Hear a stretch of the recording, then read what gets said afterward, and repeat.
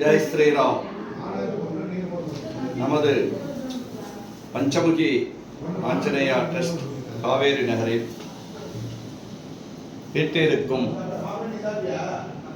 பஞ்சமுகி ஆஞ்சநேயர் ஆசிரமத்தில் இன்று ராமநவமி பாதரட்ச பூஜை என்று சொல்லக்கூடிய பூஜை என்பது சிறப்பாக நடைபெற்றது.